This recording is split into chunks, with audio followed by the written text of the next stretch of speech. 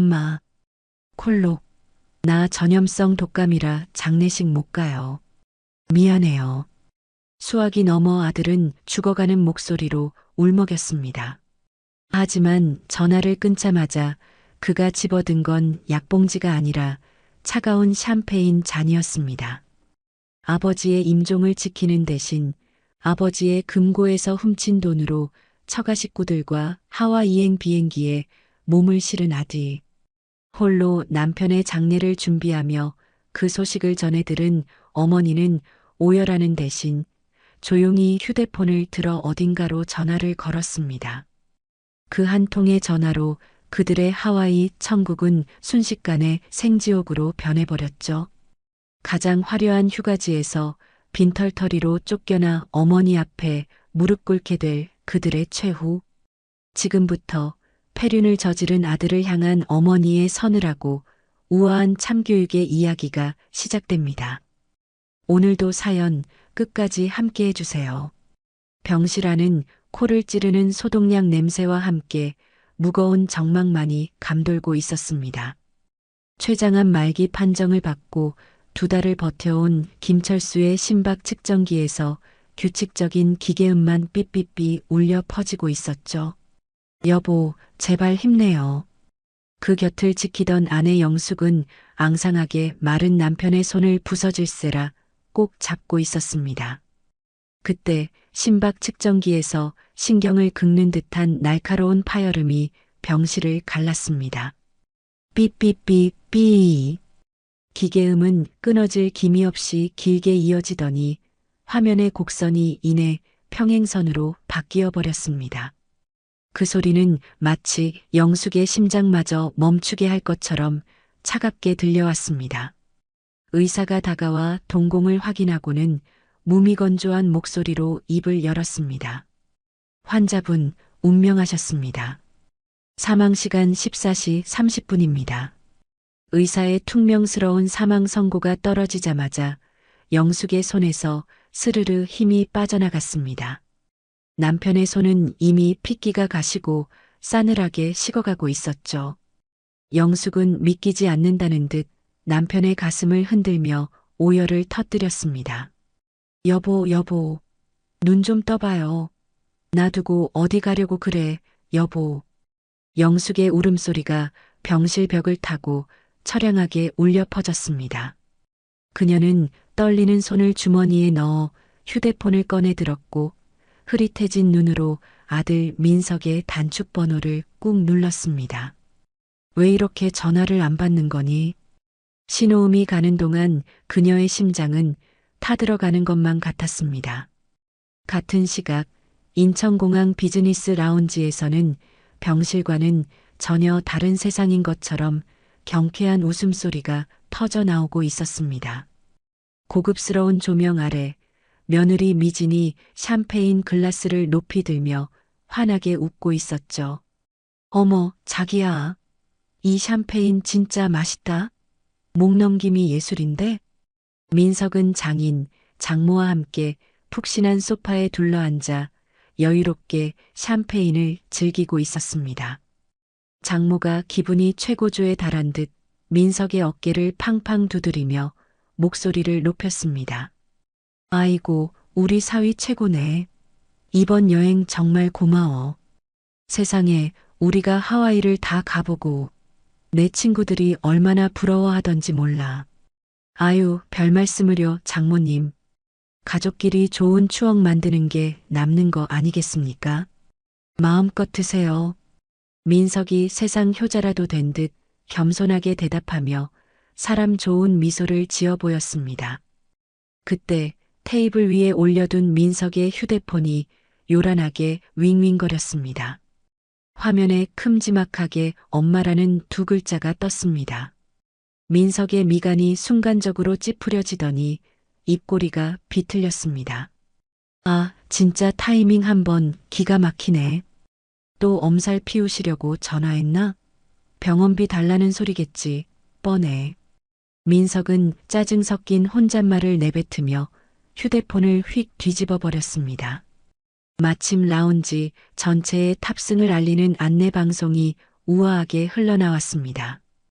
대한항공 하와이행 탑승 수속을 시작하겠습니다. 자, 가시죠. 비행기 놓치면 큰일 납니다. 비행기에 탑승한 민석은 넓은 비즈니스석에 몸을 파묻고 승무원이 건네주는 웰컴 와인을 받아들었습니다. 장인이 얼굴이 벌개진 채로 글라스를 번쩍 들어 올렸습니다. 자, 건배. 우리의 화려한 하와이 여행을 위하여. 건배. 아싸, 신난다. 쨍그랑 맑은 유리잔 부딪히는 소리와 함께 웃음꽃이 만발했습니다. 민석의 주머니 속 휴대폰은 계속해서 진동하고 있었지만 그는 가차없이 기내 모드 버튼을 눌러버렸습니다. 한편 차갑게 식은 병실에서는 영숙이 연결되지 않는 전화기를 멍하니 들고 서 있었습니다. 수화기 너머에서는 뚜뚜 하는 끊어짐 신호만 야속하게 들려올 뿐이었죠. 민석아, 제발 좀 받아라. 아무리 불러도 대답 없는 전화기에 대고 영숙은 결국 무너지듯 주저앉았습니다. 그녀는 힘없이 전화를 끊고 지나가는 간호사를 다급하게 불렀습니다. 저기, 간호사님, 장례식은 어떻게 준비해야 하나요? 제가 경황이 없어서. 보통 상주 되시는 가족분이 오시면 장례식장 잡고 상의하셔야죠. 자식분은 오고 계신가요? 간호사의 물음에 영숙은 말문이 막혔습니다. 가족이라 여보, 미안해요. 당신 가는 길 내가 혼자 보내드리게 생겼네요. 그녀는 씁쓸한 미소를 지으며 남편의 차가운 손을 다시 잡고 속삭였습니다. 10시간의 비행 끝에 하와이의 뜨거운 태양 아래 도착한 민석이 휴대폰 전원을 켰습니다. 데이터가 연결되자마자 휴대폰이 폭발할 듯 진동하기 시작했죠. 부재중 전화 30통, 그리고 잇따라 도착하는 문자 메시지들이 화면을 가득 채웠습니다. 부친 별세, 즉시 귀국바람. 문자를 확인한 민석의 얼굴에서 핏기가 싹 가셨습니다. 손이 덜덜 떨려 휴대폰을 떨어뜨릴 뻔했죠.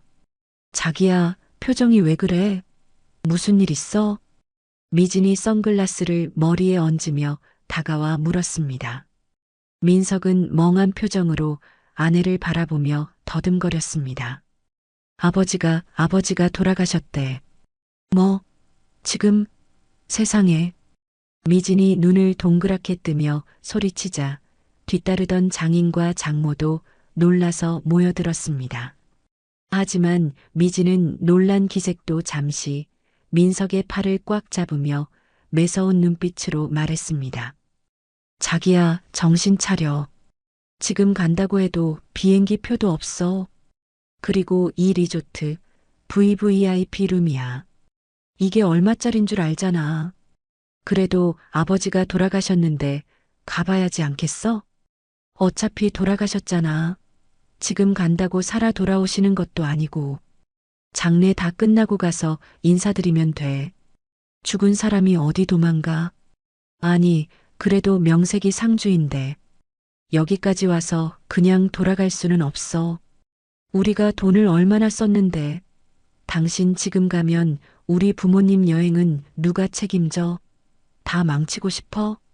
미진의 단호한 태도에 민석은 우물쭈물하다가 슬그머니 꼬리를 내렸습니다. 그는 깊은 한숨을 내쉬며 사람들 눈을 피해 조용한 구석으로 걸어갔습니다. 떨리는 손으로 영숙에게 전화를 걸었죠. 여보세요? 수화기 너머로 들려오는 영숙의 목소리는 금방이라도 끊어질 듯 기진맥진해 있었습니다. 민석은 침을 꼴깍 삼키고는 연기를 시작했습니다. 엄마, 나 민석이야. 민석아, 너 지금 어디 있니? 아버지가 떠나셨어. 엄마, 정말 미안해요. 근데 나 지금 못 갈 것 같아요. 뭐라고? 그게 무슨 소리니? 아버지가 돌아가셨는데 못 온다니. 민석은 목소리를 일부러 긁어 쉰 소리를 내며 헐떡거리는 신용을 했습니다. 엄마, 콜록콜록. 나 지금 고열에 시달리고 오한이 너무 심해요. 병원 갔더니 콜록, 전염성 독감이래요. 또 독감? 네, 미진이도 지금 똑같이 아파서 쓰러져 있어요. 의사가 절대 격리해야 한대요. 지금 가면 장례식장에 온 손님들한테 다 옮길 수도 있잖아요. 콜록콜록. 그럼 장례식은 어떡하니? 엄마가 좀 혼자 해주세요. 정말 미안해요. 나도 가고 싶어 미치겠는데 몸이 말을 안 들어요. 영숙의 깊은 한숨 소리가 수화기를 타고 전해져 왔습니다. 그녀는 체념한 듯 힘없는 목소리로 대답했습니다. 알겠다. 산 사람이라도 살아야지. 몸조리 잘해라. 네, 엄마. 나중에 봬요. 뚝. 전화를 끄는 민석의 손에는 땀이 흥건했습니다. 그의 다른 한 손에는 블루 로열 리조트 VVIP 숙박권이 구겨진 채 들려 있었습니다. 순간 민석의 머릿속에 일주일 전의 기억이 파노라마처럼 스쳐 지나갔습니다. 아버지가 병원에 실려가던 그날, 어머니는 급하게 아버지 옷가지를 챙겨오라며 심부름을 시켰습니다. 뭔가 안방에 들어선 민석의 눈에 들어온 것은 굳게 닫혀 있어야 할 금고 문이 살짝 열려 있는 모습이었죠. 호기심에 열어본 금고 안에는 누런 현금 다발과 함께 최고급 리조트 숙박권이 덩그러니 놓여 있었습니다. 그 옆에는 낡아 빠진 아버지의 가죽 지갑도 보였습니다. 어차피 아버지는 가망도 없는데 이 비싼 티켓 썩히면 뭐해? 내가 써주는 게 효도지. 민석은 주위를 두리번거리더니 숙박권을 낚아채 주머니에 쑤셔 넣었습니다. 내친 김에 현금 다발도 몇 개 집어 품에 넣었죠. 그 훔친 티켓과 돈으로 예약한 것이 바로 이 하와이 항공편이었습니다. 장인, 장모, 아내에게 큰 소리치며 데려온 이 호화 여행의 자금이 아버지의 금고에서 훔친 돈이었죠. 민석은 회상에서 깨어나 손에 들린 숙박권을 다시 바라보았습니다. 가슴 한구석에 찔리는 죄책감보다는 눈앞에 펼쳐질 공짜 호화 여행에 대한 기대감이 더 크게 차올랐습니다. 잘 됐네, 차라리. 핑계도 좋고. 이제 마음 편히 놀 수 있겠다. 민석은 뻔뻔하게 혼자 중얼거리며 미진이 있는 쪽으로 발걸음을 옮겼습니다. 같은 시각, 텅 빈 병실에서 영숙은 뚝뚝 소리만 나는 끊어진 전화기를 망연자실하게 바라보고 있었습니다. 차갑게 식어가는 남편의 시신 앞에서 참았던 눈물이 하염없이 흘러내려 볼을 적셨습니다. 그녀는 남편의 얼굴을 쓰다듬으며 울먹이는 목소리로 말했습니다. 여보, 들었어요? 하나뿐인 우리 아들이 독감에 걸려서 못 온다네요. 당신 마지막 가는 길, 나 혼자 보내드려야겠어요. 당신이나 나나 자식 농사 참 헛지었소. 영숙의 목소리가 썰렁한 병실 안에 메아리처럼 쓸쓸하게 울려 퍼졌습니다. 창밖에는 야속하게도 봄비가 추적추적 내리고 있었습니다. 아들 없이 홀로 남편의 임종을 지켜야 했던 서러움에 가슴을 치던 영숙은 장례식장으로 돌아가기 전 챙겨야 할 물건이 있어 잠시 집으로 발길을 돌렸습니다. 갑작스러운 장례였기에 당장 입을 속옷이며 세면도구들이 필요했기 때문이죠. 텅 빈 집안에는 주인 잃은 정막만이 감돌고 있었고 영숙은 무거운 발걸음을 이끌고 안방으로 들어갔습니다. 옷장을 열어 남편이 즐겨 입던 옷가지를 챙기던 영숙의 눈에 평소라면 굳게 닫혀 있어야 할 금고 문이 삐끔히 열려 있는 것이 들어왔습니다. 영숙의 심장이 덜컥 내려앉았습니다. 이게 왜 열려 있어? 영숙은 홀린 듯 금고 앞으로 다가가 떨리는 손으로 문을 활짝 열어젖혔습니다. 아니나 다를까 금고 안은 쥐새끼 한 마리 지나간 것처럼 휑하니 비어 있었습니다. 남편이 평생 고생한 당신과 칠순 기념으로 가겠다며 애지중지 아껴두었던 그 귀한 블루 로열 리조트 VVIP 숙박권도 감쪽같이 사라져 있었죠. 순간 머릿속에서 퍼즐 조각이 맞춰지듯 섬뜩한 예감이 스치고 지나갔습니다. 설마 민석이 네가 독감이 아니라. 영숙의 얼굴이 싸늘하게 굳어지더니 이내 배신감으로 부들부들 떨리기 시작했습니다. 아들이 독감에 걸려 격리 중이라는 말이 새빨간 거짓말이라는 확신이 드는 순간 슬픔은 걷잡을 수 없는 분노로 바뀌었습니다. 영숙은 주저없이 휴대폰을 들어 하와이 총지배인 최 태풍 번호를 눌렀습니다. 신호가 가기도 전에 최 지배인이 전화를 받았습니다.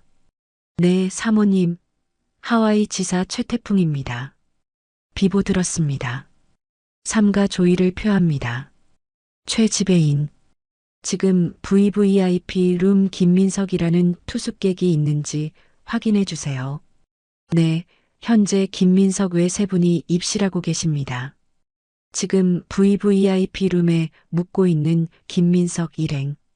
당장 끌어내세요. 네. 김민석 고객님 말씀이십니까? 고객이 아니라 도둑이에요. 내 금고 털어서 훔친 숙박권 들고 간 범죄자들입니다. 지금 당장 짐 싸서 쫓아내요. 아, 알겠습니다.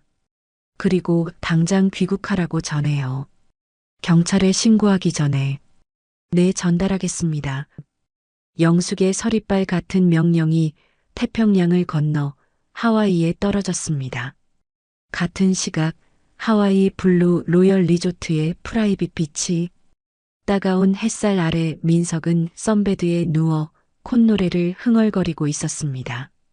그는 이 리조트에 어마어마한 비밀이 숨겨져 있는지도 모른 채 그저 아버지가 숨겨둔 비싼 티켓을 득템했다고만 생각하고 있었죠. 아버지가 평소엔 짠돌이시더니 이런 어마어마한 티켓을 숨겨두셨을 줄이야. 이거 완전 로또 맞았네. 민석이 킬킬거리며 샴페인을 들이켰습니다.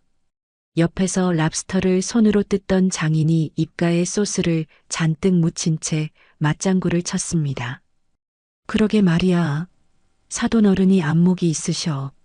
덕분에 우리가 평생 못 올 이런 천국을 다 와보고. 사위, 자니가 효자야, 효자. 어머, 자기야. 나 이따가 스파도 예약해도 돼? 여기 VVIP는 다 공짜라며? 비키니 차림의 미진이 선글라스를 고쳤으며 애교 섞인 목소리로 물었습니다. 그럼 마음껏 해. 어차피 티켓에 다 포함된 건데 뽕을 뽑아야지. 민석이 왕이라도 된 양손을 휘젓는 순간이었습니다.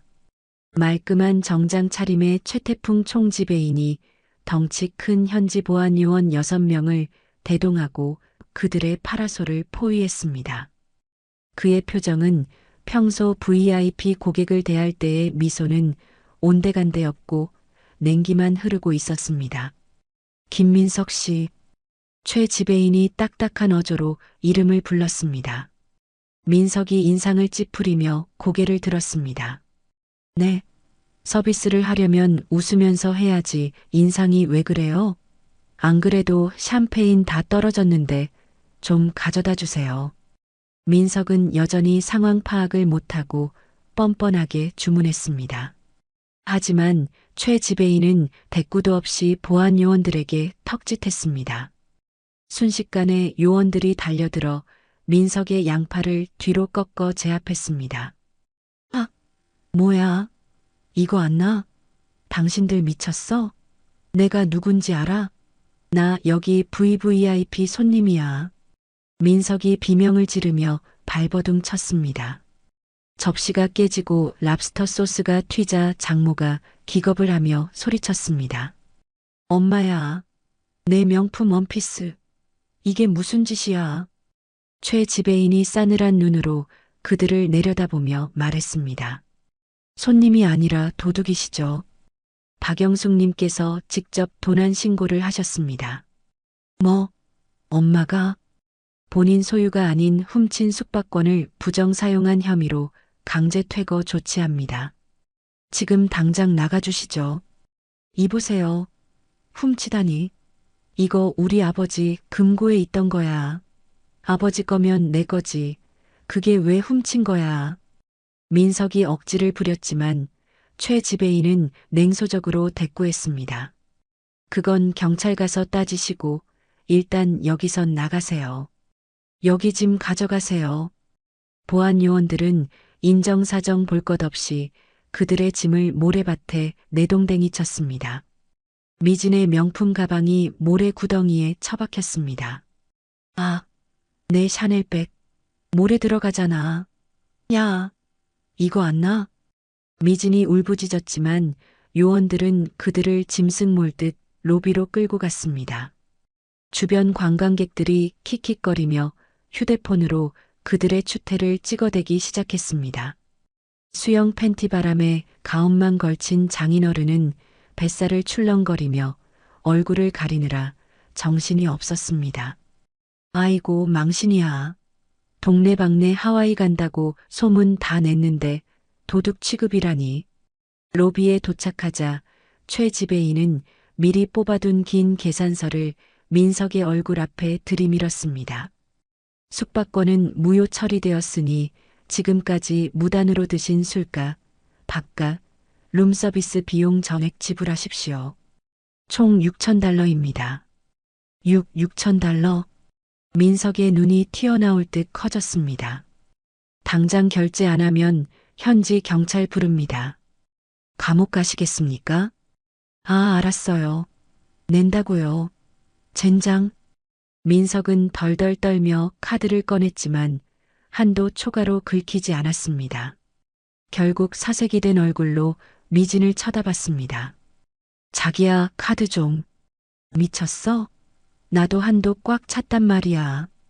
서로 미루는 꼴을 보던 최 지배인은 눈짓으로 직원을 시켜 장인의 손목에 있던 금시계와 미진의 가방을 압류해버렸습니다. 결제될 때까지 이거 압류합니다. 공항 셔틀 대기 중이니 당장 꺼지십시오. 안 돼. 그게 얼마짜린데. 이 강도들아. 미진이 발을 동동 구르며 소리쳤지만 덩치 큰 보안 요원들에 의해 그들은 리조트 밖으로 내쳐졌습니다. 공항 가는 직원용 낡은 셔틀버스에 짐짝처럼 실린 4사람. 에어컨도 안 나오는 찜통 같은 버스가 출발하자마자 내부는 아수라장이 되었습니다. 김서방, 너 이게 무슨 꼴이야? 숙박권을 훔친 거였어? 장모가 민석의 등짝을 찰싹 때리며 소리쳤습니다. 아, 장모님. 아버지가 돌아가셨는데 엄마가 독까지 올라서 신고할 줄 누가 알았겠어요. 몰라. 너 때문에 내 가방 뺏기고 아빠 시계까지 뺏겼잖아. 으앙. 내 하와이 돌려내. 미진이 대성통곡을 하고 장인은 머리를 감싸쥐고 한숨만 쉬었습니다. 내가 미쳤지. 내가 미쳤어. 사위놈 믿고 공짜 여행 왔다가 개망신만 당하고 아이고 내 팔자야.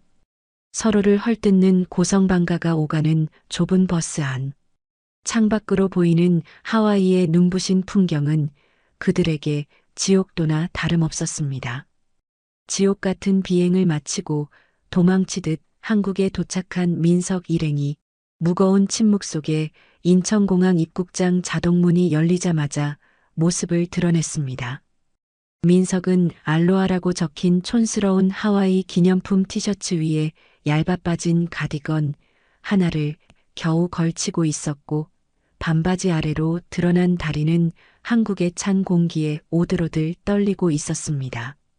옆에 선 미진은 급하게 주워 입은 원피스가 쭈글쭈글하게 구겨져 볼품없었고 헝클어진 머리는 미역줄기처럼 축 처져 있었습니다.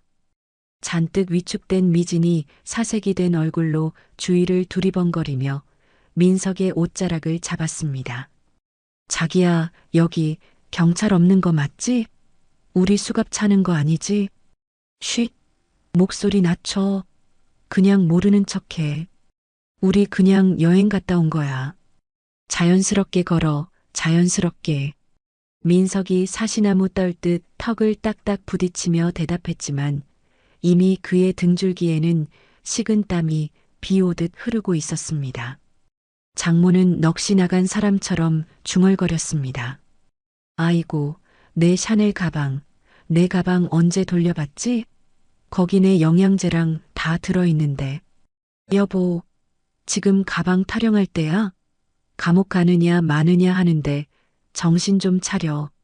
장인이 속이 타들어가는 듯 입술을 물어뜯으며 쏘아붙였습니다.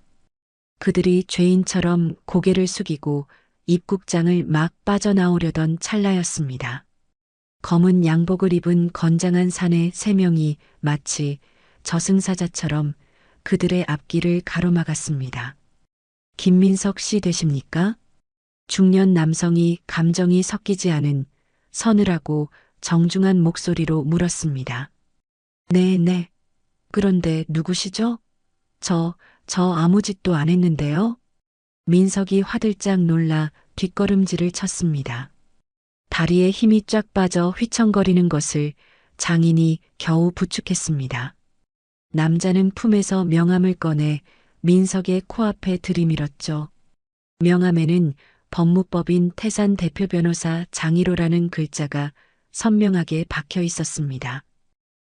변호사님? 저 그냥 집에 있길래 숙박권 가져온 것뿐입니다. 장 변호사는 대답 대신 두툼한 서류 봉투를 꺼내 민석의 가슴팍에 안겼습니다. 김민석 씨에 대한 특수절도 및 업무상 횡령 혐의로 고소장이 작성되었습니다. 회장님 지시로 검찰에 긴급 구속영장 신청 들어갈 예정입니다. 회장님은 누구고 고소장이요? 구속영장이요? 민석의 얼굴이 백지장처럼 하얗게 질려버렸습니다. 숨이 턱 막혀 말조차 제대로 나오지 않았죠. 장 변호사는 휴대폰을 꺼내들며 차갑게 으름장을 놓았습니다. 지금 당장이라도 경찰 불러서 현행범으로 수갑 채워야 할 상황입니다만 상주로서의 마지막 도리를 지킬 기회를 드리는 겁니다. 자, 잠깐만요. 변호사님, 설명을 좀 해주세요. 제가 아들인데 무슨 고소예요? 민석이 다급하게 손을 내저으며 발버둥 쳤습니다. 바로 그때 저만치에서 검은 상복을 입은 영숙이 경호원의 부축을 받으며 휘청휘청 걸어오는 모습이 보였습니다. 며칠 밤을 새운 듯 눈꺼풀은 퉁퉁 부어 있었고 얼굴은 반쪽이 되어 헬쑥하기 그지없었습니다. 금방이라도 쓰러질 듯 위태로운 모습이었죠. 엄마. 민석이 울상을 지으며 달려가려 했지만 앞을 막아선 경호원의 단단한 팔에 가로막혔습니다. 엄마, 저예요, 민석이. 정말 죄송해요. 아버지 장례도 못 갔어요. 용서해 주세요. 민석이 길바닥에 무릎이라도 꿇을 기세로 울먹이며 소리쳤습니다. 영숙은 핏기 없는 얼굴로 아들을 차갑게 내려다보았습니다.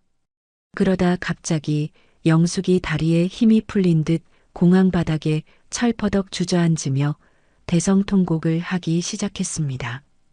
으악, 아이고, 이게 무슨 날벼락이야. 내 팔자야. 영숙이 가슴을 쥐어뜯으며 목 놓아 울기 시작하자 지나가던 여행객들이 놀라서 걸음을 멈추고 웅성거리기 시작했습니다. 엄마, 왜 그러세요?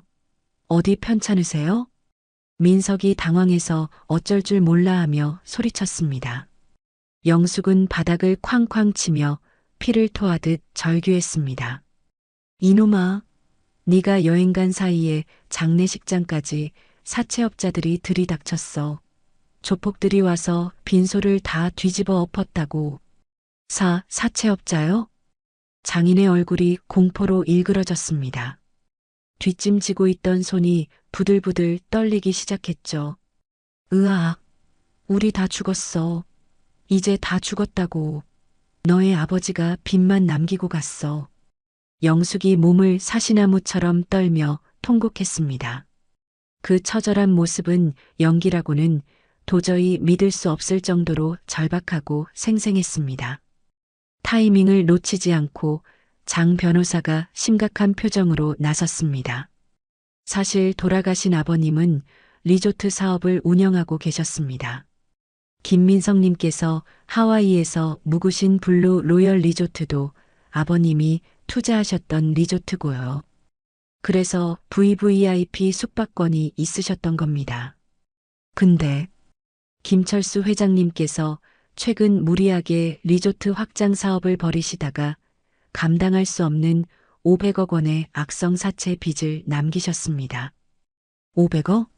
아니, 자네 집이 그렇게 부자였어? 장인이 벼락을 맞은 사람처럼 입을 딱 벌린 채 굳어버렸습니다. 옆에 있던 미진이 날카로운 비명을 질렀습니다. 500억이라고 했어요? 지금 500억이라고 한 거예요? 네, 그렇습니다. 게다가 상주인 민석 씨가 회사 자산인 리조트 이용권을 절도하고 금고 안에 있던 현금 다발까지 훔쳐서 도주까지 하셨네요. 상속인은 김민석 님이시라 500억 변제 의무와 함께 절도죄로 구속수사를 피하기 어렵습니다. 장 변호사가 냉정하게 상황을 정리하며 확인 사살을 했습니다. 구속? 내가 감옥에 간다고요? 민석의 다리에 완전히 힘이 빠져 그 자리에 주저앉고 말았습니다. 500억이라는 천문학적인 숫자와 감옥이라는 단어가 머릿속에서 빙글빙글 돌며 정신을 혼미하게 만들었습니다.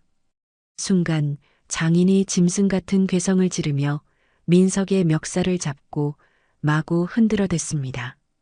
야, 이 자식아, 이게 무슨 날벼락이야. 내 딸 인생 네가 조져놓은 거야.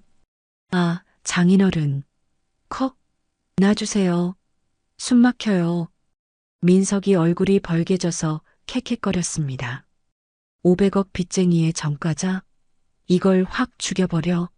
당장 해결해. 해결하라고. 장인이 이성을 잃고 민석을 벽으로 거칠게 밀어붙였습니다. 민석의 머리가 쿵하고 벽에 부딪혔습니다. 아빠, 그만하세요. 사람들 보잖아요. 미진이 울면서 아버지를 말렸지만 곧바로 민석에게 매달려 악을 썼습니다.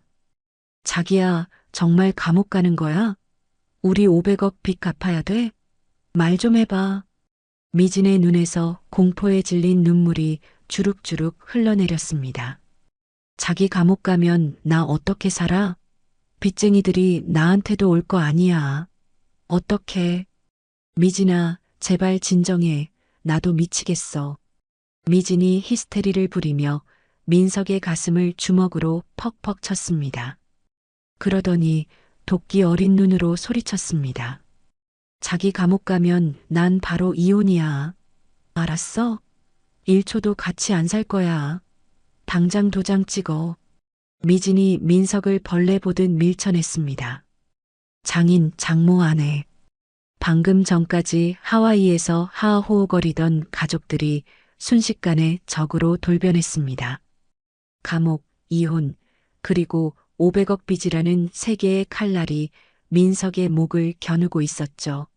민석은 완전히 사면초가에 몰려 벌벌 떨며 영숙 쪽으로 기어갔습니다.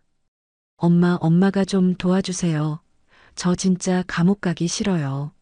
민석이 영숙의 바짓가랑이를 잡고 무릎을 꿇었습니다. 영숙이 천천히 아주 힘겹게 몸을 일으켜 아들에게 다가왔습니다. 눈물로 범벅이 된 얼굴로 엎드린 아들을 내려다보았죠. 그 눈빛 깊은 곳에는 차가운 계산이 깔려 있었지만 겉으로는 세상 무너진 어머니의 표정이었습니다. 민석아, 내 불쌍한 새끼. 엄마, 제발 저 좀 살려주세요. 그래, 엄마가 해결해 줄게. 네가 감옥 가는 꼴을 내가 어떻게 보니?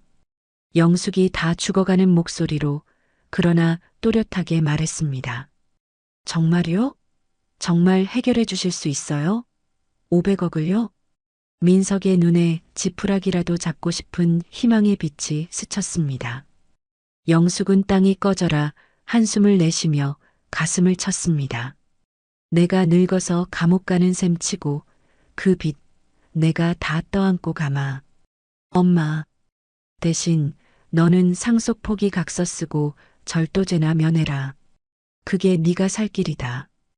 영숙이 비장하게 조건을 제시했습니다. 목소리에는 더 이상 어찌할 수 없다는 체념이 가득 묻어 있었죠. 상속 포기요? 어차피 남은 건 500억 빚더미뿐이야. 상속받으면 너도 빚쟁이가 되는 거야.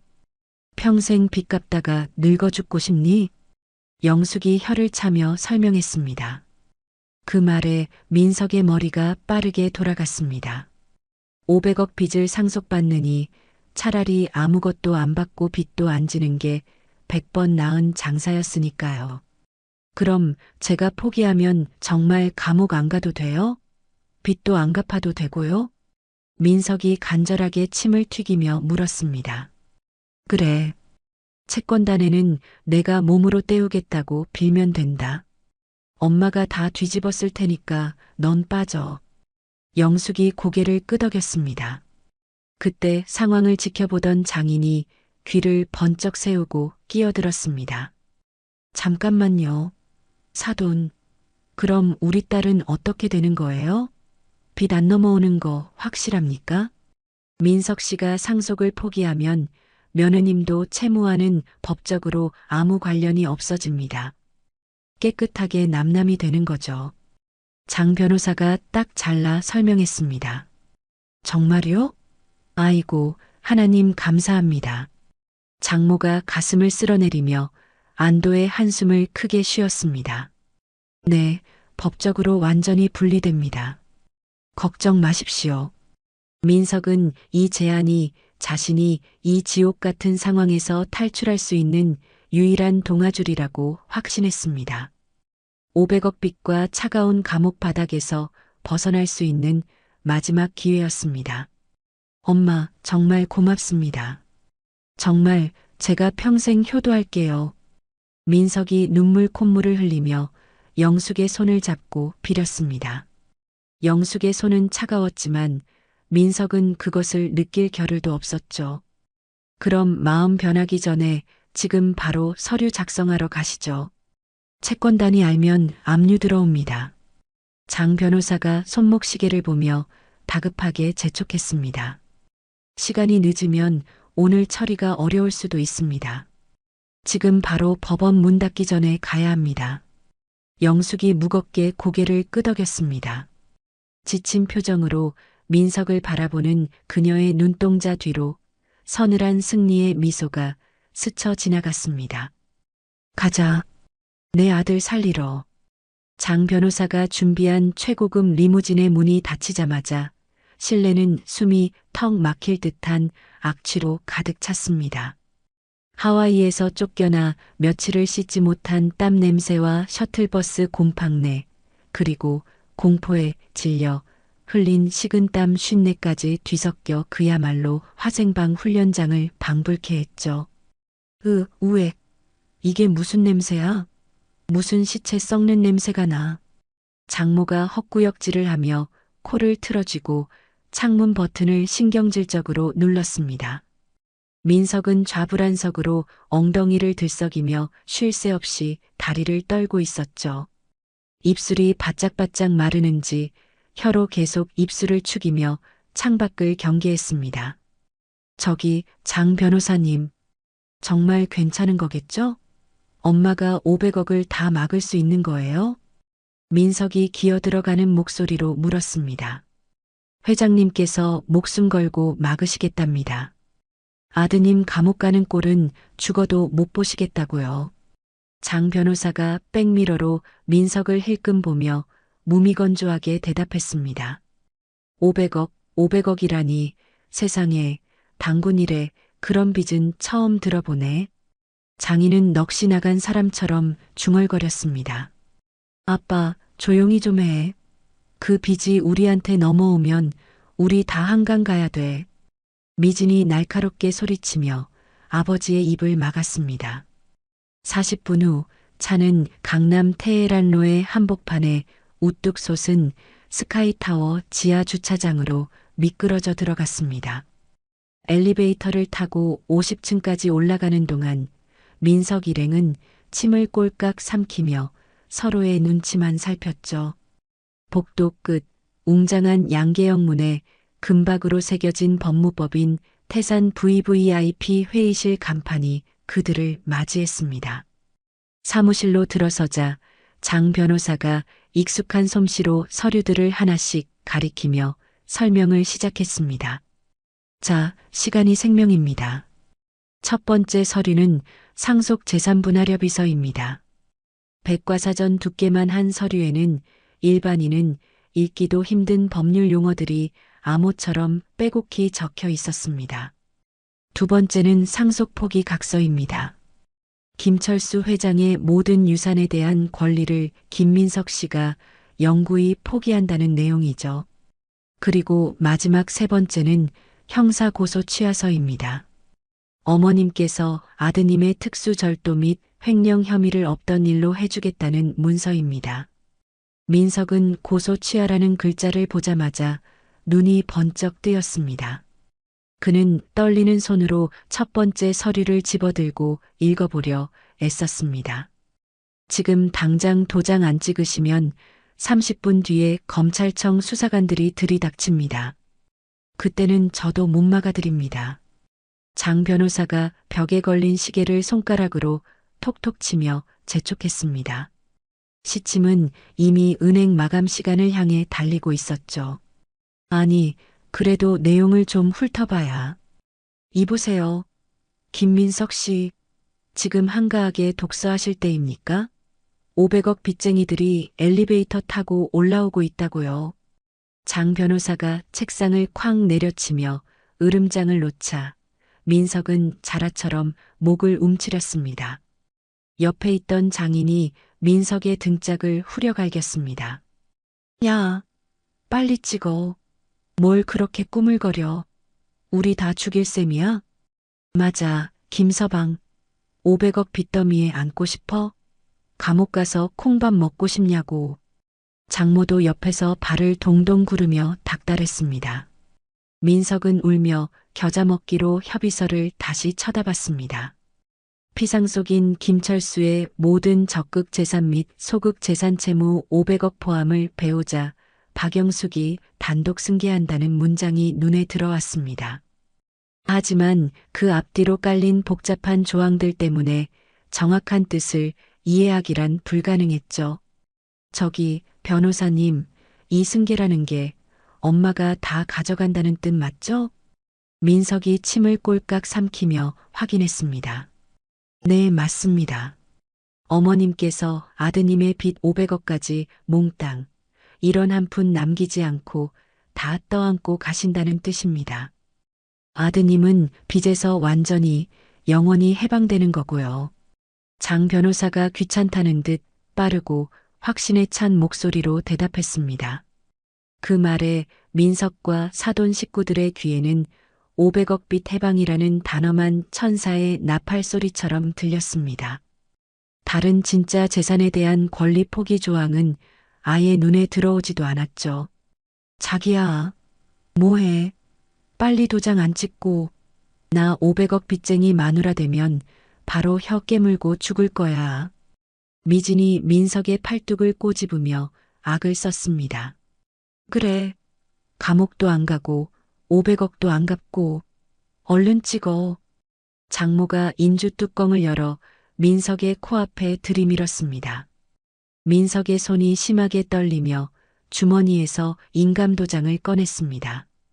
빨간 인주의 도장을 꾹 누른 뒤 첫 번째 서류 서명란에 힘껏 내리찍었습니다. 쾅! 선명한 붉은색 이름이 하얀 종이 위에 박혔습니다. 그것은 500억 자산을 스스로 걷어차버리는 세상에서 가장 어리석은 낙인이었죠. 자, 여기 지장도 찍으세요. 확실하게 해야 하니까. 장 변호사가 만년필 대신 인주를 다시 내밀었습니다. 민석은 엄지손가락에 붉은 인주를 묻혀 꾹 눌렀습니다.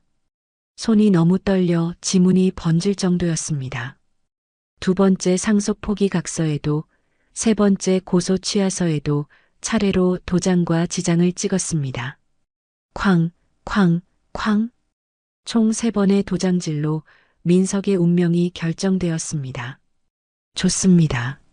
모든 법적 절차가 완벽하게 아주 깔끔하게 마무리되었습니다. 장 변호사가 기다렸다는 듯 서류들을 낚아채 칼같이 정리했습니다. 맞은편 소파에 앉아있던 영숙은 도장이 찍힌 서류들을 매의 눈으로 하나씩 확인했습니다. 속으로는 쾌재를 부르며 덩실덩실 춤이라도 추고 싶었죠. 드디어 걸려들었어. 500억짜리 빌딩도 리조트도 이제 다 내 것이다. 너는 땡전 한 푼 없는 거지꼴이 되었구나. 하지만 겉으로는 여전히 나라 잃은 표정을 유지하며 깊은 한숨을 푹 내쉬었습니다. 엄마. 민석이 죄인의 얼굴을 하고 그러나 한결 가벼워진 목소리로 영숙을 불렀습니다. 왜? 영숙이 다 죽어가는 목소리로 툭 내뱉었습니다. 나 정말로 500억 중에 10원도 안 갚아도 되는 거죠? 나중에 딴소리하기 없기에요? 민석의 목소리는 비굴하기 짝이 없었습니다. 그렇다고 했잖아. 내 도장이랑 내 도장이 증거야. 이제 빚쟁이들은 나만 쫓아올 거다. 영숙이 고개를 끄덕이자 장인이 가슴을 쓸어내리며 안도의 한숨을 푹 쉬었습니다. 휴, 정말 천만다행입니다. 간담이 서늘했습니다. 사돈. 우리 딸도 이제 안전한 거죠? 아이고, 하나님 부처님 감사합니다.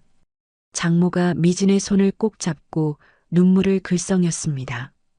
어머님 정말 감사합니다. 500억 빚, 어머님이 꼭 힘내셔서 잘 해결하시길 바랄게요. 저희는 능력이 없어서. 미진이 영숙에게 90도로 깎듯이 배꼽 인사를 했지만 그 눈빛에는 똥차 떠나서 다행이다라는 안도감이 서려 있었습니다. 됐으니까 이제 꼴도 보기 싫으니 다들 나가. 내 눈앞에서 당장 사라져. 영숙이 차갑게 말하며 고개를 돌려버렸습니다. 눈길조차 주지 않는 냉랭한 태도였죠. 네, 엄마. 그럼 저희 먼저 갈게요. 나중에, 아주 나중에 연락드릴게요. 민석이 쫓기듯 그러나 발걸음은 가볍게 자리에서 일어났습니다. 가라고 했잖아. 빚쟁이들 들이닥치기 전에 어서 가. 영숙은 아들을 쳐다보지도 않고 창밖의 풍경만 응시했습니다. 민석 일행은 도망치듯 사무실 문을 열고 우르르 빠져나갔습니다. 복도 저편에서 그들의 들뜬 목소리가 사무실 안까지 생생하게 들려왔습니다. 야, 우리 진짜 살았다. 대박. 아니, 아버지는 도대체 무슨 사업을 했길래. 그리고 왜 그 상속을 나한테 한 거야. 조용히 해. 누가 들으면 어쩌려고. 빨리 엘리베이터 타. 낄낄거리는 웃음소리가 점점 멀어지더니 띵동하고 엘리베이터 도착음과 함께 사라졌습니다. 사무실이 다시 정막에 휩싸였습니다. 영숙은 천천히 자리에서 일어나 대형 통유리 창문으로 다가갔습니다. 발 아래로 개미떼처럼 작게 보이는 민석 일행이 빌딩 밖으로 나와 서로 얼싸안고 춤을 추듯 걸어가는 모습이 보였습니다. 그 모습을 확인한 순간 영숙의 표정이 180도 돌변했습니다. 지금까지의 힘없고 슬픈 늙은 어미의 가면은 산산조각 나고 서리빨 같은 냉기와 함께 소름 끼치는 미소가 얼굴을 뒤덮었습니다. 눈빛은 먹잇감을 완벽하게 사냥한 맹수처럼 차갑고 날카롭게 번뜩였죠. 후, 멍청한 것들. 제 발로 호랑이 아가리에 머리를 들이미는구나. 영숙이 입꼬리를 비틀어 올리며 장 변호사에게 싸늘한 목소리로 말했습니다. 네, 회장님. 1단계 작전 아주 완벽하게 성공했습니다. 장 변호사도 서류를 챙기며 만족스러운 표정으로 미소 지었습니다. 등기 이전은 언제쯤 마무리되죠? 내일 오전 등기소 문 열자마자 1순위로 처리하겠습니다. 점심 드시기 전에는 김철수 회장님의 모든 부동산과 리조트, 현금 자산 500억이 회장님 단독 명의로 이전된 등기 권리증을 받아보실 수 있습니다. 좋군요. 아주 좋아요. 그럼 저 바보 천치 같은 놈이 상황 파악하기도 전에 모든 게 끝나겠네요.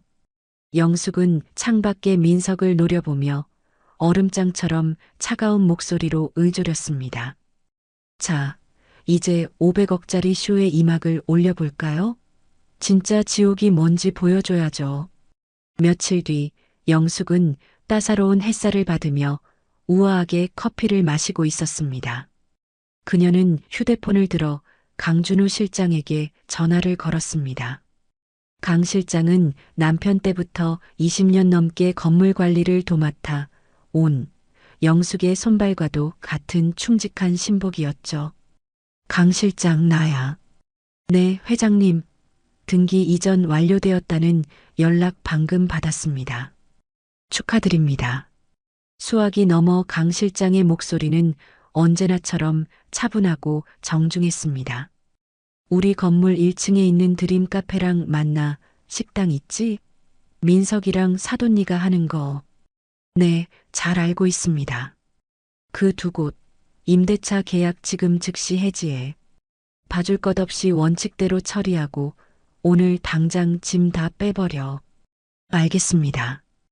혹시 저항하면 명도 집행도 바로 들어갈까요? 당연하지. 내 건물에 기생충들이 붙어 있는 꼴은 더 이상 못 보겠으니까. 영숙의 목소리에는 그동안 참아왔던 분노가 서리빨처럼 맺혀 있었습니다. 네, 명심하겠습니다. 법무팀과 용역업체 대동해서 지금 바로 쓸어버리겠습니다. 강 실장은 전화를 끊자마자 군대처럼 일사불란하게 움직였습니다. 건물 관리팀과 덩치 큰 용역 직원들을 소집해 강남 건물로 향했죠. 아무것도 모르는 민석과 사돈 식구들은 콧노래를 부르며 각자의 일터로 향했습니다. 500억이라는 천문학적인 빚과 감옥행에서 벗어났다는 해방감에 발걸음은 깃털처럼 가벼웠습니다. 민석은 자신이 운영하는 강남 요지의 드림 카페 앞에 도착했습니다. 그런데 멀리서부터 뭔가 분위기가 심상치 않았습니다. 저게 뭐야? 오늘 휴일 아닌데? 알바생 출근도 안 한 거야, 설마. 민석이 당황해서 종종 걸음으로 다가갔습니다. 항상 활짝 열려 있어야 할 카페의 유리문이 굳게 닫혀 있었고 손잡이에는 팔뚝만한 굵은 쇠사슬이 칭칭 감겨 자물쇠로 단단히 잠겨 있었습니다. 더 충격적인 건 통유리창 한복판에 붙어 있는 붉은색 딱지였습니다. 명도 집행 완료 및 출입 금지, 무단 침입 시 형사 고발 조치함. 섬뜩한 붉은 글씨가 민석의 눈을 찔렀습니다. 명도 집행? 이게 무슨 개풀 뜯어먹는 소리야. 민석이 혼잣말을 중얼거리며 덜덜 떨리는 손으로 주머니에서 열쇠를 꺼냈습니다. 자물쇠 구멍에 열쇠를 쑤셔 넣었지만 이미 자물쇠 자체가 교체되어 들어가지도 않았습니다. 야, 문 열어. 이거 왜 이래? 민석이 쇠사슬을 잡고 미친 듯이 흔들었지만 철문은 꿈쩍도 하지 않았습니다. 유리창에 얼굴을 대고 안을 들여다본 민석은 그대로 주저앉을 뻔했습니다. 최고급 이탈리아산 커피 머신, 수입 테이블, 의자, 인테리어 소품까지. 카페 안은 마치 태풍이 휩쓸고 간 듯 텅텅 비어 있었고 바닥에는 먼지만 굴러다니고 있었습니다. 내 커피 머신, 저게 얼마짜린데? 다 어디 갔어? 으악. 민석의 비명소리가 골목을 울렸습니다. 같은 시각 건물 반대편 1층에 있는 사돈네 만나 식당 앞에서도 똑같은 사단이 났습니다. 장인과 장모가 쇠사슬로 꽁꽁 묶인 가게 문을 붙잡고 통곡을 하고 있었죠. 여보, 이게 무슨 날벼락이야. 우리 가게가 왜 이래? 장모가 바닥을 치며 울부짖었습니다. 어제까지만 해도 멀쩡히 장사 잘했는데 어떤 놈이 문을 잠근 거야. 장인이 얼굴이 시뻘개져서 자물쇠를 돌로 내려치려 했지만 소용없었습니다. 유리창 너머로 보이는 식당 내부는 집기 하나 없이 깨끗하게 비워져 있었습니다. 냉장고며 식탁이며 밥그릇 하나 남지 않았죠. 아이고, 내 밥솥, 내 육수통, 도둑이야, 도둑. 장인이 길길이 날뛰며 건물 1층 로비에 있는 관리 사무소로 뛰어들어갔습니다. 숨이 턱 끝까지 차올라 헐떡거리며 문을 발로 뻥 차고 들어갔죠. 야, 관리소장 나와. 우리가 엄연히 세입자인데 누가 허락도 없이 문을 잠갔어. 이거 업무 방해인 거 몰라? 장인이 삿대질을 하며 고래고래 소리쳤습니다. 건물주 나오라 그래. 내 가게 다 물어내라고 해. 장인의 고함 소리에 사무실이 쩌렁쩌렁 울렸습니다. 그때 안쪽 문이 열리며 강준우 실장이 차가운 표정으로 걸어 나왔습니다. 50대 중반의 나이에도 흐트러짐 없는 칼주름 정장 차림에 날카로운 금태 안경을 쓴 그는 냉혈한 같은 분위기를 풍겼습니다. 무슨 소란이십니까? 업무 중에. 강 실장이 안경을 검지로 치켜 올리며 장인을 벌레 보듯 내려다봤습니다. 목소리에는 냉기가 뚝뚝 떨어졌죠. 아니, 당신은 또 뭐야? 우리 가게 문을 왜 쇠사슬로 묶었냐고. 설명해. 장인이 강 실장의 멱살이라도 잡을 기세로 다가섰습니다. 새로운 건물주님의 정당한 업무 지시입니다. 강 실장이 눈 하나 깜짝하지 않고 담담하게 대답했습니다. 뭐, 새로운 건물주? 그리고 주인이 바뀌면 세입자를 쫓아내도 된다는 법이 어디 있어. 법적으로 아무 문제 없습니다. 퇴거 명령은 이미 집행되었습니다. 강 실장이 품에서 서류 봉투를 꺼내 장인의 가슴팍에 툭 던졌습니다. 서류 맨 위에는 임대차 계약 즉시 해지 및 명도 집행 완료 통보서라고 적혀 있었습니다. 이런 게 언제 나왔어? 우린 받은 적 없다고.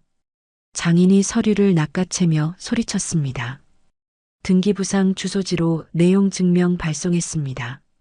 수취인 불명으로 반송되더군요. 연락도 안 받으시고.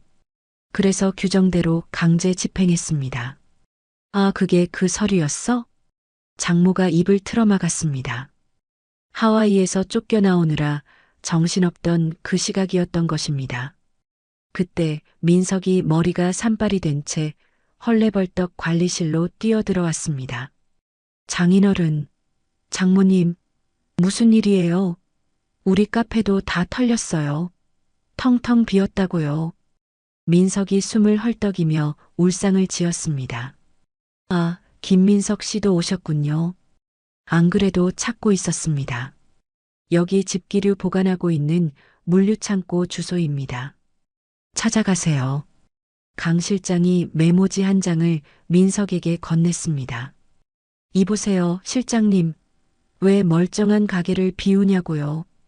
민석이 억울하다는 듯 따졌습니다. 지금은 새로운 건물주께서 모든 임대차 계약을 해지하셨습니다. 아, 그리고 밀린 월세와 관리비는 보증금에서 전액 공제했습니다. 도대체 그 새로운 건물주가 누군데 그래요? 어떤 독한 놈이길래 사람을 하루아침에 길바닥에 나앉게 만드냐고. 장인이 핏대를 세우며 책상을 내리쳤습니다. 강 실장은 한심하다는 표정으로 서류를 뒤적거리더니 등기부등본 한 장을 꺼내 그들 앞에 펼쳐 보였습니다. 여기 있습니다. 이 건물의 새로운 소유주. 민석과 장인, 장모의 시선이 동시에 서류의 소유자 란에 꽂혔습니다. 거기에는 너무나 익숙한 이름 세 글자가 선명하게 인쇄되어 있었습니다. 소유자 박영숙.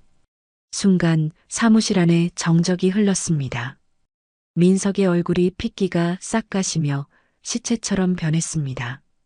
박영숙? 우리 엄마랑 이름이 똑같네. 민석이 믿을 수 없다는 듯 뒷걸음질을 쳤습니다. 네, 맞습니다, 어머님. 며칠 전 상속재산협의 분할 및 상속 포기를 원인으로 소유권 이전 등기가 완료되었습니다. 김민석 씨가 직접 도장 찍어주신 덕분에 아주 수월하게 진행됐죠. 강 실장이 비웃음 섞인 어조로 확인 사살을 했습니다. 장인과 장모의 입이 떡 벌어져 다물어지지 않았습니다. 아니, 그럼 그 500억 빚은? 빚은 어떻게 된 거야?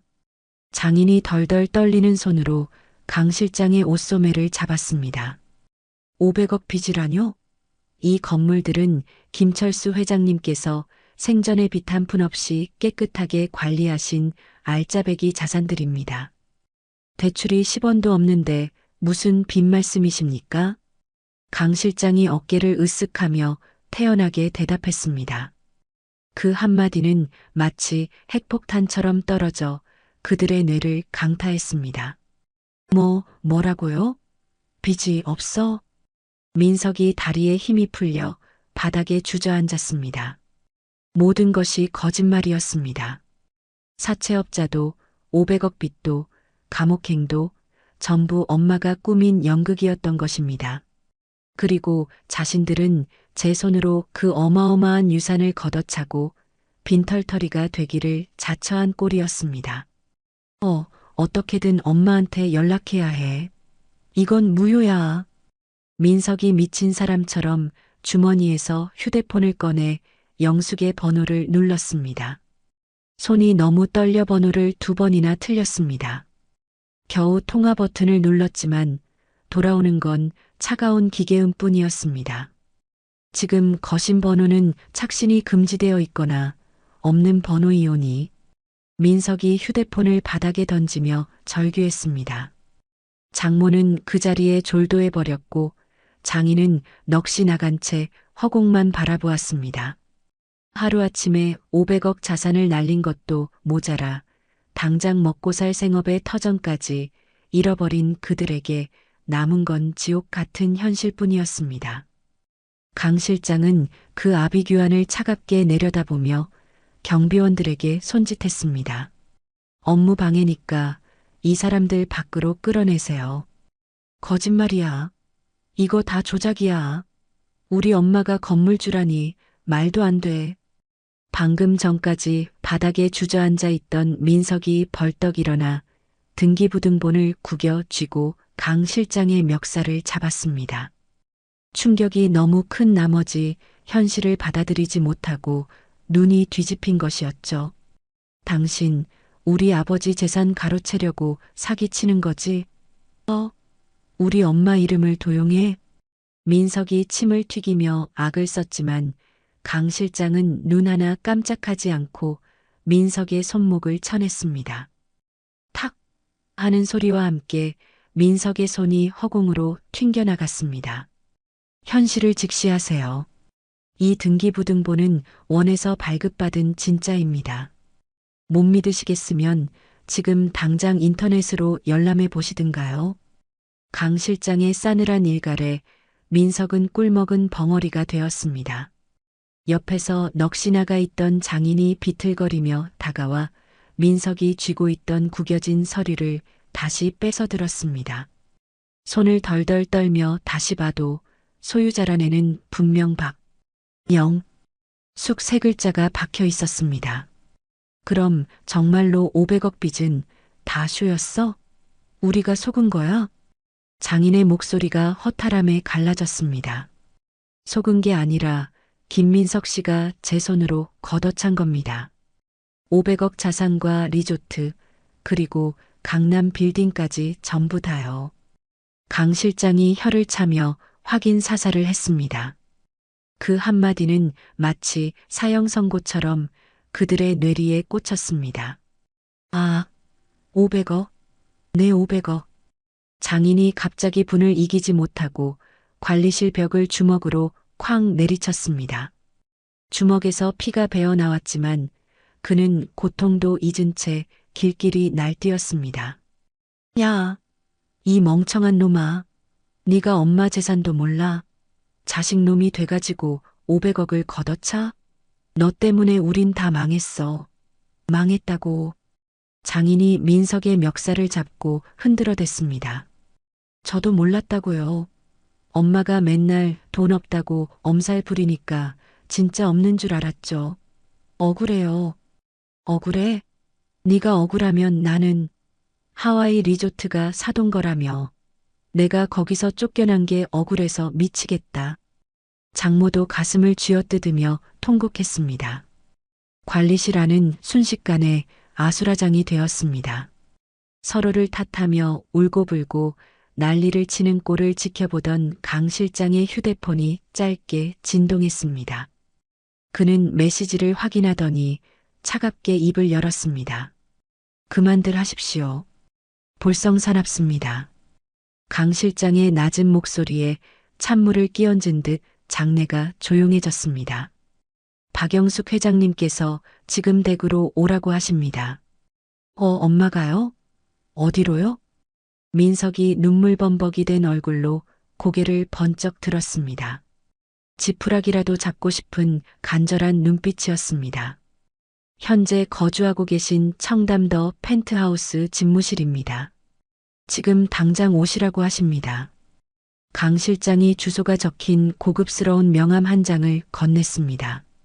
청담더 펜트하우스. 대한민국 상위 0.1%만 산다는 그곳. 민석과 사돈 식구들은 그 이름의 무게감에 다시 한번 압도당했습니다. 엄마가 펜트하우스에 살아요? 네, 회장님 명의의 자택입니다. 가실 겁니까? 마실 겁니까? 강 실장이 재촉하자 장인이 민석의 등을 퍽 밀었습니다. 가야지. 무조건 가야지. 가서 빌어. 바짓가랑이라도 잡고 늘어져. 그래, 사돈인데 설마 죽이기야 하겠어? 우리가 싹싹 빌면 콩고물이라도 주시겠지. 가게 문이라도 열어달라고 해. 장모도 눈물을 쓱 닦으며 탐욕스러운 눈빛을 번뜩였습니다. 500억을 놓쳤다는 절망감은 금세 어떻게든 뜯어내야겠다는 비굴한 희망으로 바뀌었습니다.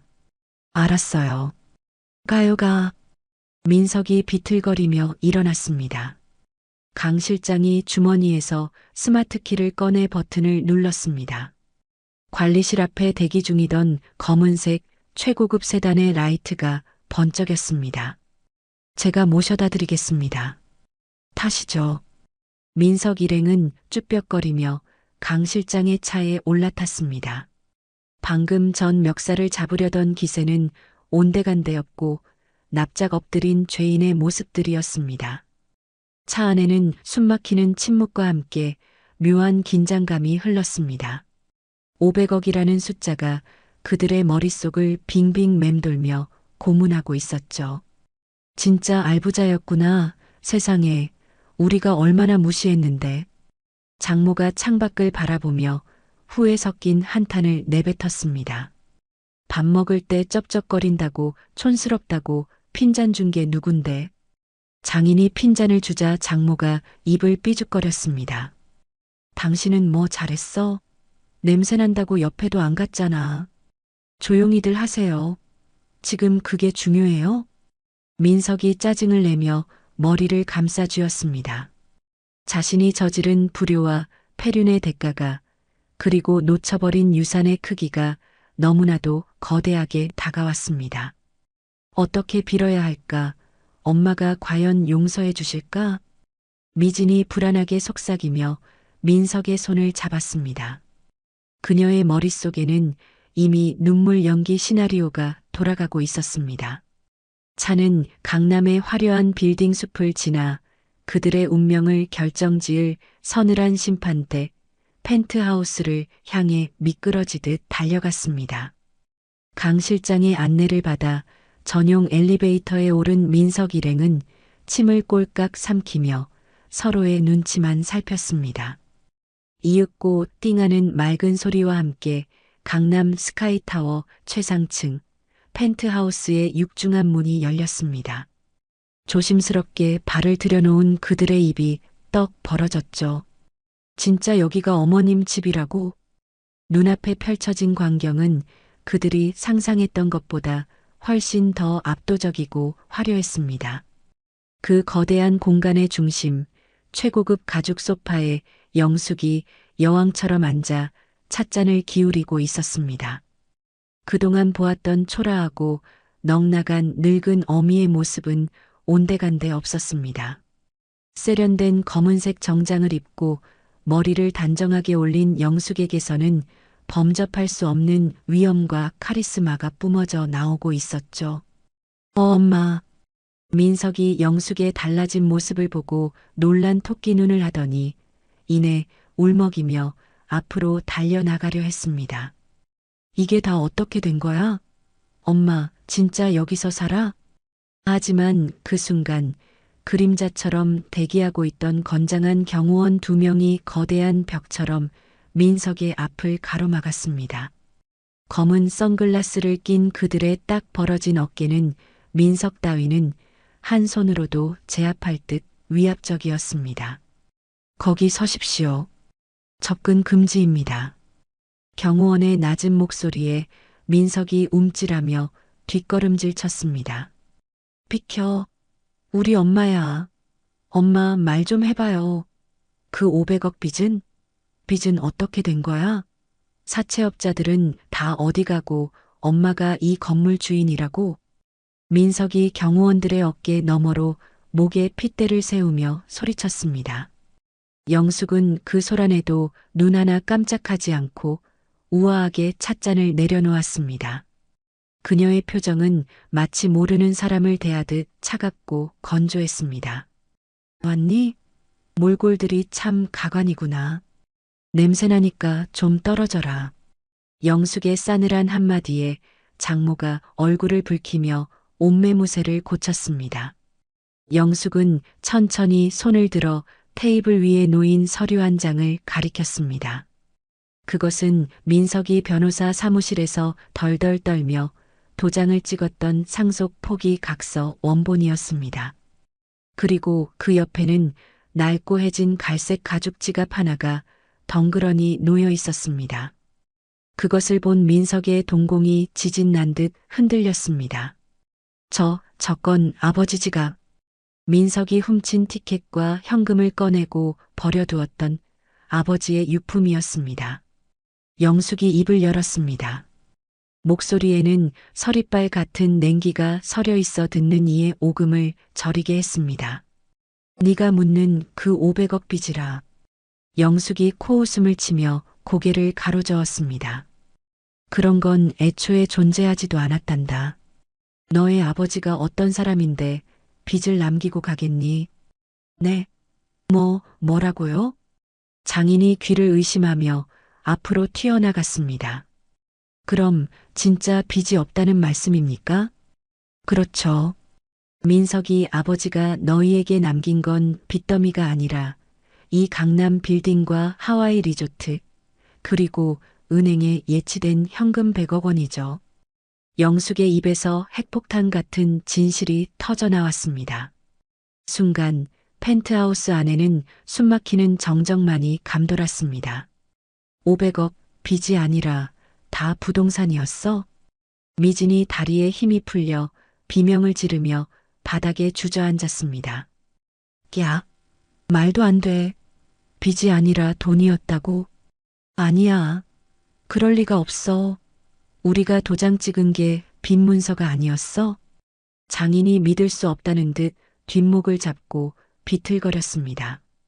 혈압이 치솟아 쓰러질 것만 같았죠. 여보, 정신 차려.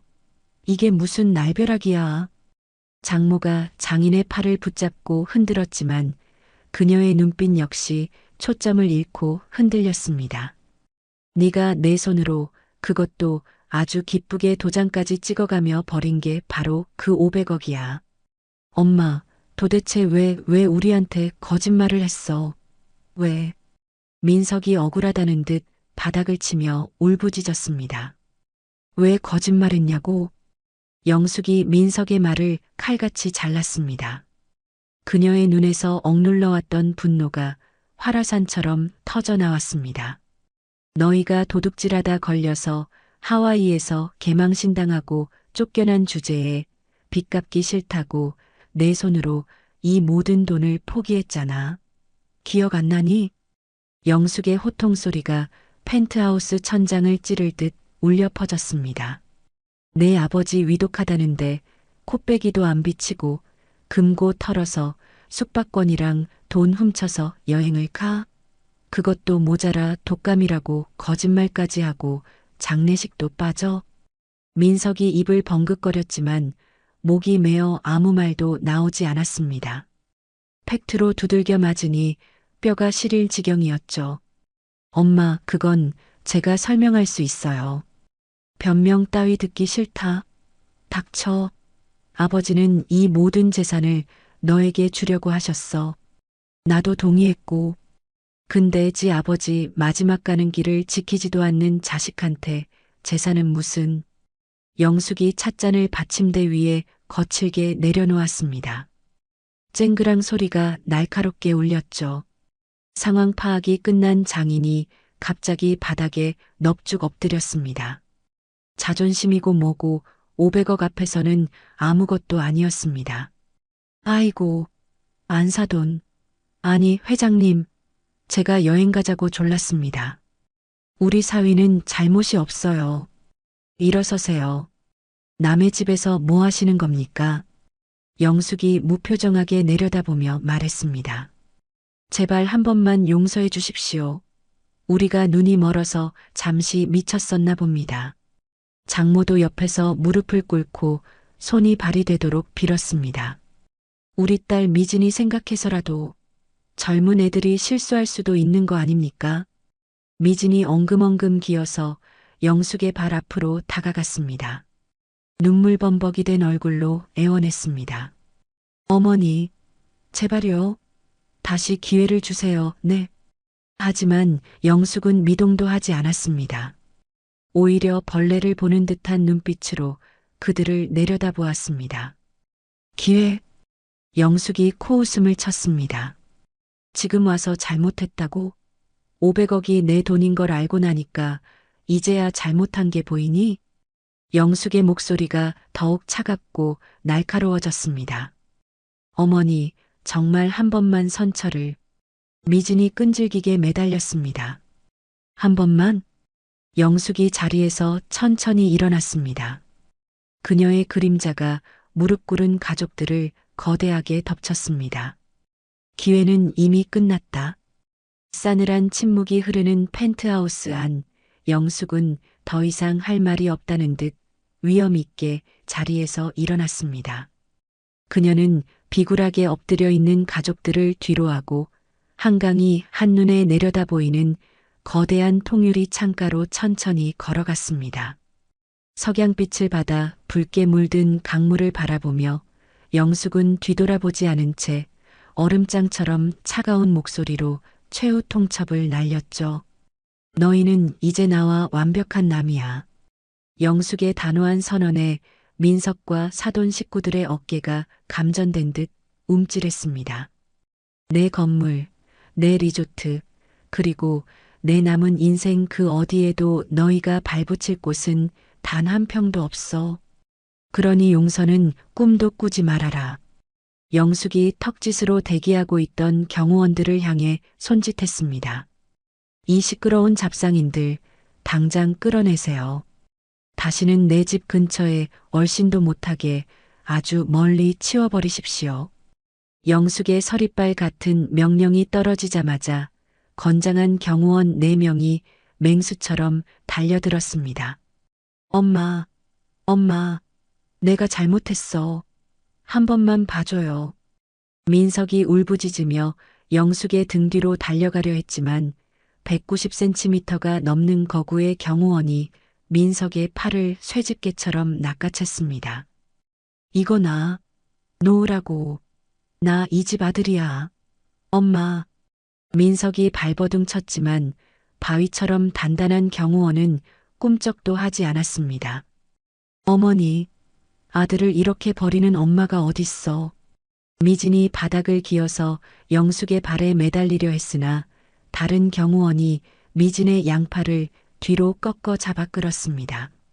아, 아파요. 이거 나요. 사돈어른, 제가 다신 무시 안 할게요. 장인이 체면이고 뭐고 다 집어던지고 바닥을 기며 애원했습니다. 제발 한 번만요. 우리 늙은이들이 갈 데가 어디 있다고 이러십니까? 장모도 콧물 눈물을 흘리며 매달렸습니다. 하지만 경호원들은 그들의 애원을 소음으로 취급하며 짐짝 다루듯 번쩍 들어 올렸습니다.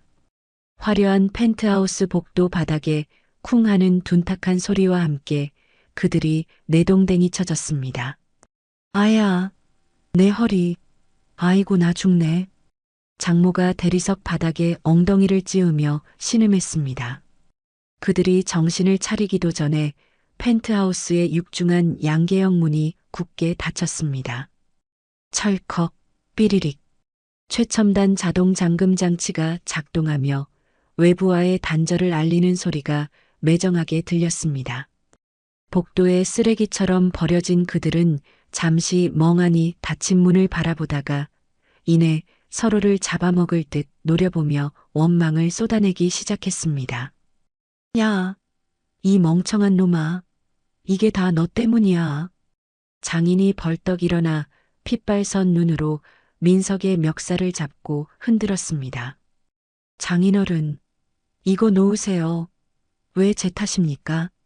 네가 500억 빚이라고 징징 짰잖아.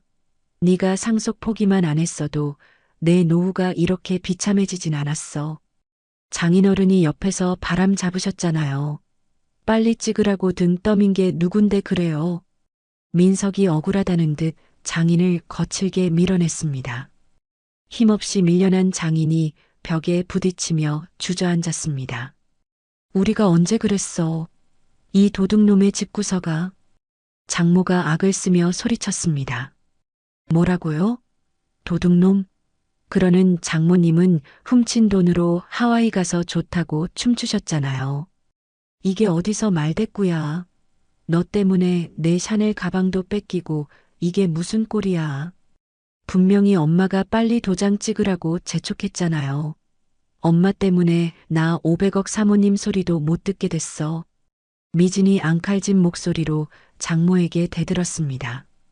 장모는 기가 막히다는 듯 미진의 머리채를 확 휘어잡았습니다. 인연이 미쳤나? 내 남편이 도둑질했는데 왜 나한테 지랄이야? 아, 이거 안 나? 엄마면 다야? 나도 이제 거지 됐다고.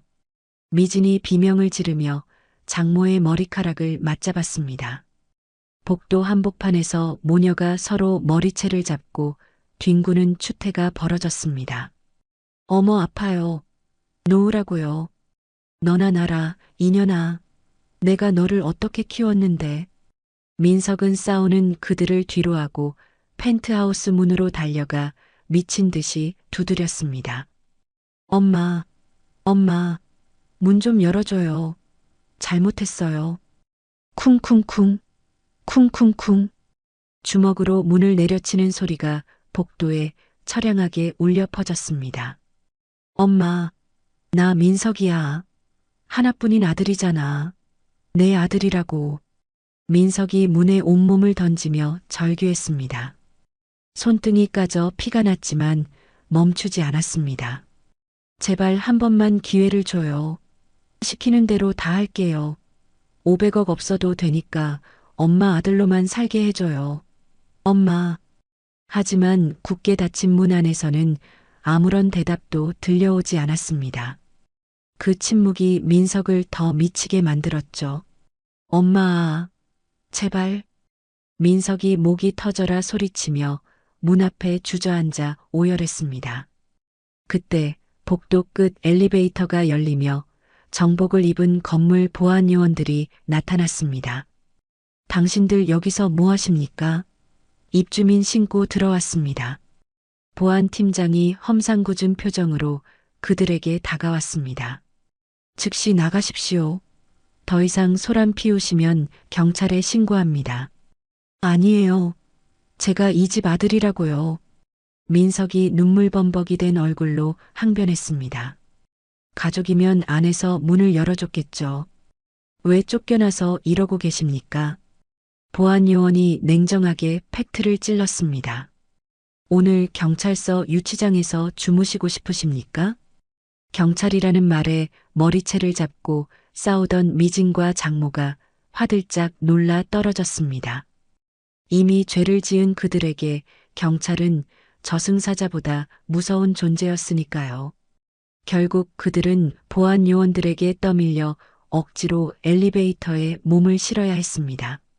닫히는 엘리베이터 문 사이로 서로를 죽일 듯이 원망하는 그들의 눈빛이 교차했습니다.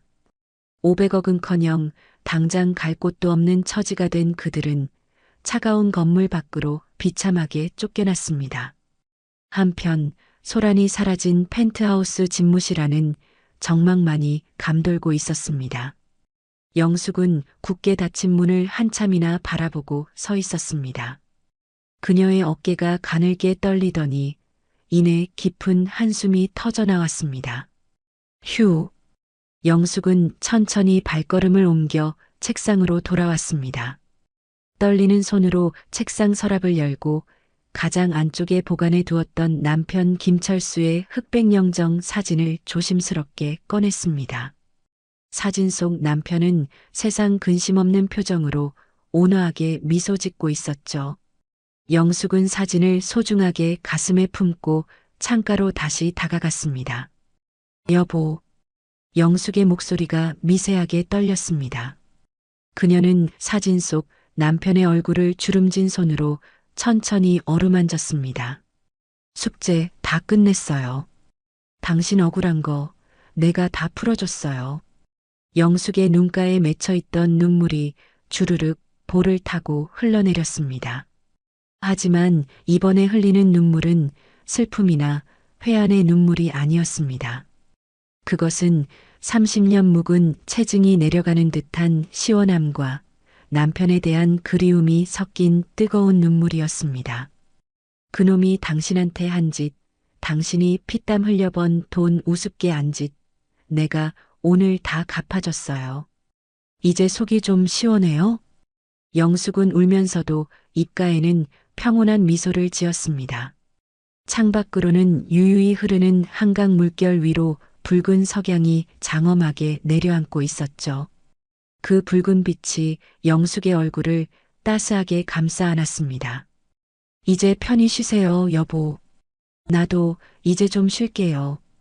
영숙이 사진 속 남편의 이마에 입맞춤을 했습니다. 30년 동안 가족을 위해 헌신했지만 돌아온 것은 배신뿐이었던 지난날의 분노와 서러움이 저 붉은 노을 속으로 흔적도 없이 사라지는 것만 같았습니다. 영숙은 비로소 진정한 자유와 평화를 찾았습니다. 고마워요, 여보. 그리고 미안해요. 영숙의 마지막 속삭임이 텅 빈 펜트하우스에 낮게 깔리며 그녀의 복수극은 완벽한 마침표를 찍었습니다. 펜트하우스에서 쫓겨난 그날의 비명소리가 환청처럼 맴돌던 계절이 4번이나 바뀌고 어느덧 1년이라는 시간이 흘러 다시 매서운 겨울이 찾아왔습니다. 서울역 광장 한편에 마련된 무료 급식소 앞에는 뼈까지 시리는 칼바람을 피해 웅크린 노숙자들의 줄이 끝이 보이지 않을 정도로 길게 늘어서 있었죠. 그 냄새나고 추레한 행렬의 중간쯤 도저히 알아볼 수 없을 정도로 망가진 민석이 서 있었습니다. 사이즈가 맞지 않아 헐렁한 낡은 운동복에 구멍난 운동화를 구겨 신고 있었고 떡진 머리카락은 어깨까지 내려와 얼굴을 반쯤 가리고 있었습니다. 1년 전 하와이 리조트에서 샴페인을 터뜨리던 그 거만한 모습은 온데간데 없고 휑한 눈동자에는 삶에 대한 의욕조차 남아있지 않았습니다. A씨, 오늘도 멀건 김치찌개야? 고기 좀 팍팍 넣지. 바로 앞에 선의가 빠진 노숙자가 바닥에 침을 뱉으며 투덜거렸습니다. 그냥 드세요. 이 추위에 공짜 밥 주는 게 어디예요? 따뜻하기만 하면 됐지. 민석이 잔뜩 쉰 목소리로 대답하며 옷깃을 여몄습니다. 급식소 안으로 들어서자 김이 모락모락 나는 국통 앞에서 주황색 앞치마를 두른 봉사자들이 분주하게 움직이고 있었습니다. 그중 가장 안쪽에서 국자를 들고 있는 중년 여성의 모습이 유독 눈에 띄었습니다. 화장기 없는 얼굴이지만 귀티가 흐르고 단정한 옷차림에서 풍겨 나오는 품위가 예사롭지 않은 사람, 바로 영숙이었습니다. 그녀는 차가운 바깥 세상과는 달리 온화한 미소를 머금고 식판을 내미는 노숙자들에게 정성스럽게 국을 퍼주고 있었죠. 안녕하세요. 날이 많이 차죠? 건더기 많이 담았습니다. 든든하게 드세요. 영숙이 따뜻한 목소리로 인사를 건넸습니다. 아이고, 사모님은 오늘도 나오셨네. 복 받으실 겁니다. 고맙습니다. 노숙자들이 연신 고개를 숙이며 감사를 표했습니다. 줄이 점점 줄어들고 드디어 민석의 차례가 되었습니다. 고개를 푹 숙인 채 식판을 내밀던 민석이 익숙한 목소리에 고개를 번쩍 들었습니다.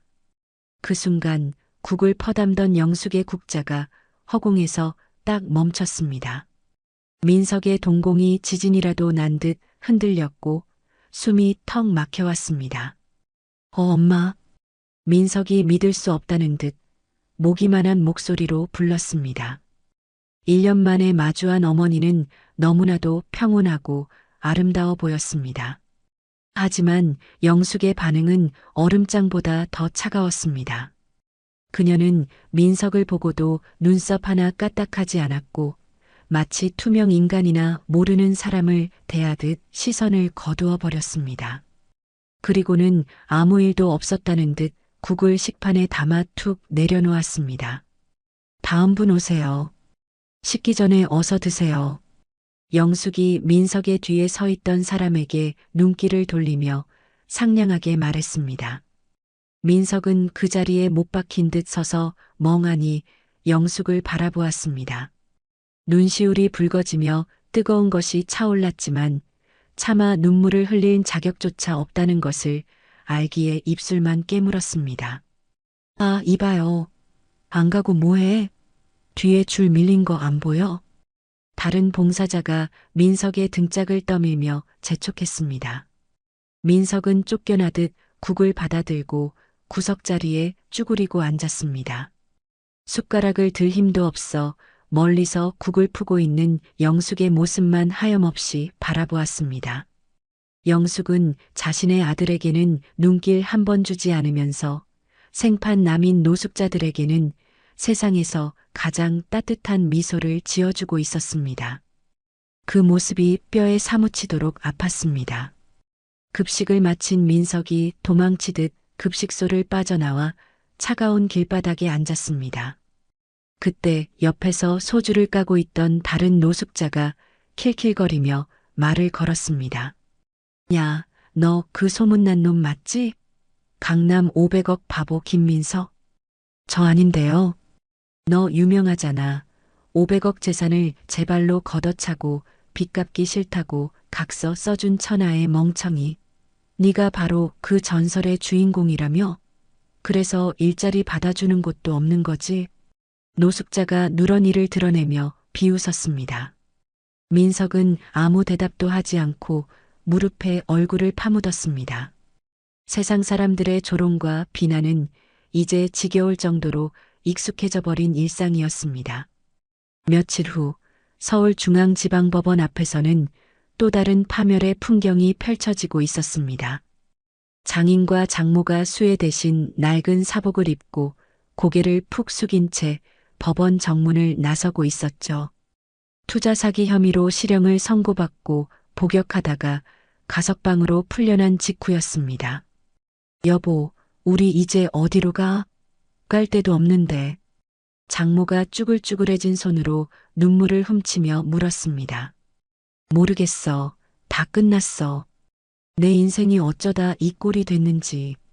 장인도 깊은 한숨을 내쉬며 망연자실한 표정으로 허공만 바라보았습니다. 한편 멀리 지방의 한 허름한 국밥집에서는 미진이 산더미처럼 쌓인 설거지통 앞에서 고무장갑을 끼고 씨름하고 있었습니다.